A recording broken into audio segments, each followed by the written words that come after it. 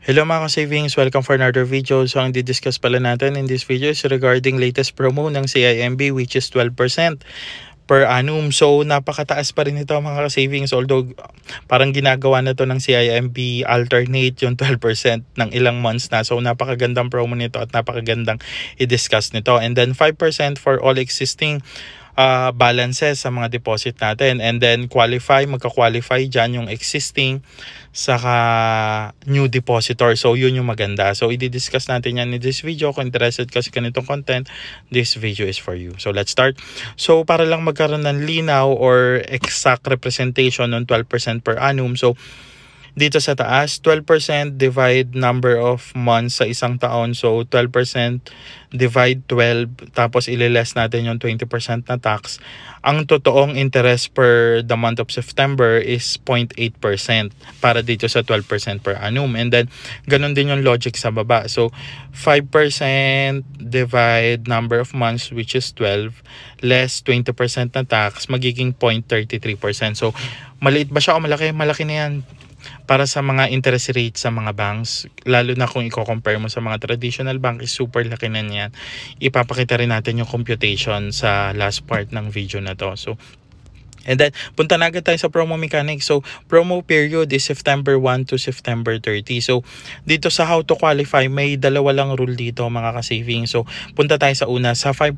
So lahat ng existing balance nyo and existing depositor at magke-create pa lang ng account or magdi-deposit pa lang kayo bukas or kahit anong araw ng July, pasok kayo sa 5%. So no cap din, napakaganda nun mga savings. Sa number 2 naman, sa 12% may dalawang rule. So dapat increment average daily balance. So sample ako, may 200k ako nung August sa account natin, dapat para mag-qualify sa 12%, more than 207k.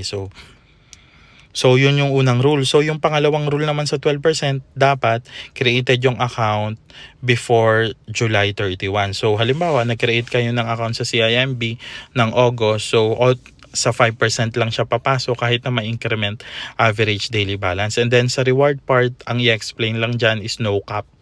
So yun lang yung rule mga savings. So napakagandang i-maximize nito, lalo na kung meron pa kayong mga extra fund na hard-earned money na willing nyo ilagay, or in case hindi nyo gagamitin for a certain period of time, magandang mag-increment average daily balance sa CIMB. So napakagandang i-maximize nitong 12%. So bigyan ko kayo ng idea kung gaano kalaki ang 12% na yan. So last na nag-qualify tayo sa CIMB na 12% is noong July. So minaximize natin siya. So meron tayong existing na deposit na 100k. So since gusto natin makapasok sa 12%, naglagay tayo ng 400k. So yung 400k na yon, kumita ng 3.9.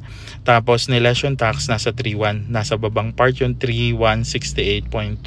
So easy money yan for the deposit of 400k. So iba-iba, tulad yung sinabi ko sa previous video ko, iba-iba yung reaction ng mga, halimbawa kung investor ka, malilitan ka dyan. Ngayon, kung nagsisave ka ng money, is super laki na yan. So hindi mo mapupulot yung 3.1 na yan kahit saan. Lalo na kung yung medium ng pinag-save month mo is safe and secure. So 3.1 easy money. Ngayon for this month naman, ang discarte natin, since meron tayo existing na 200k, so ang gagawin natin dito sa existing na 200k, ang magiging interest niyan is 658.58, and then maglalagay tayo ng 300k ulit to maximize yung 500k ng PDIC, at yung 500k na deposit natin for the month of September, magiging for the month of September. So kikita siya ng 2376.17, yun nasa pinakababa, yung less tax na. So 23 plus